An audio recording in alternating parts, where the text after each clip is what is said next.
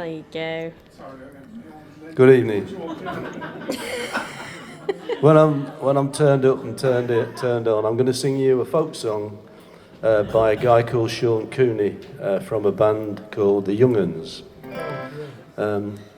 It's a song about a period of time in English history when a great battle was fought, but we're not taught about it in school. It was when ordinary people in their tens of thousands went out to stop thugs going into districts to burn down buildings with people in them. The climax of the song is the phrase, "No pasaran," which was the battle cry for the Republican fighters and the international brigades in the Spanish Civil War who were fighting against Franco's fascists. No pasaran means they shall not pass.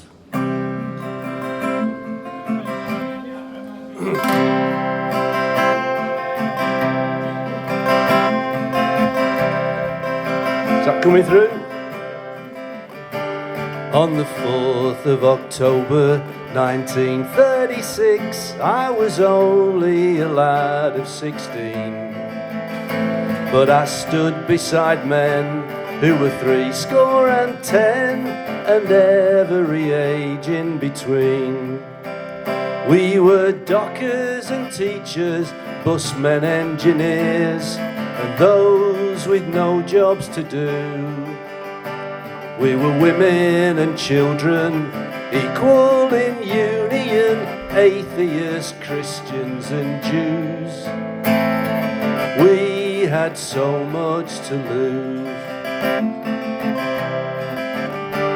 For with Hitler in Germany, Franco in Spain, we knew what fascism meant.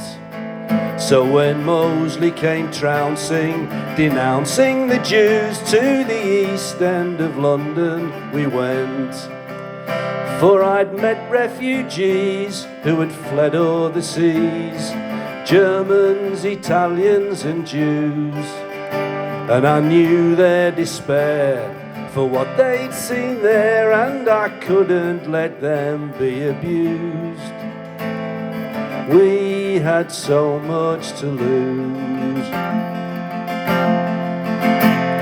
Now 3,000 fascists, their uniforms black, had set out to march on that day, and 6,000 policemen intended to greet them by making clear the way.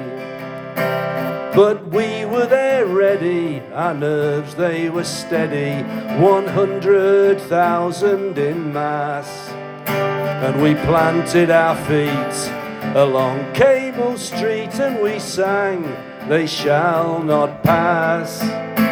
We sang, "They shall not pass."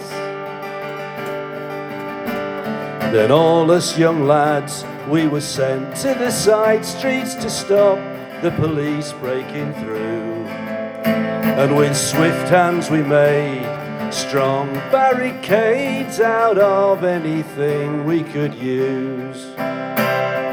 They came to charge us, but they couldn't barge us with fists, batons and hooves. With as good as we got, we withstood the lot, for we would not be moved. We would not be moved.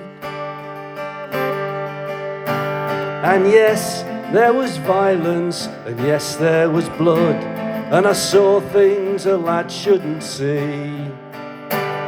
But I'll not regret the day that I stood and London stood with me.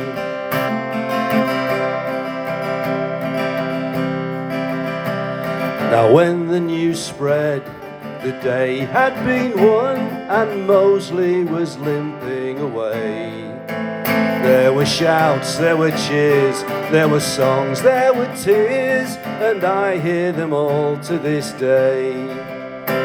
And we all swore then we'd stand up again for as long as our legs could, and that when we were gone our daughters and sons would stand where we stood. It was the first time I heard two tiny words said by every woman and man. Now I say them still, and I always will. No pass around.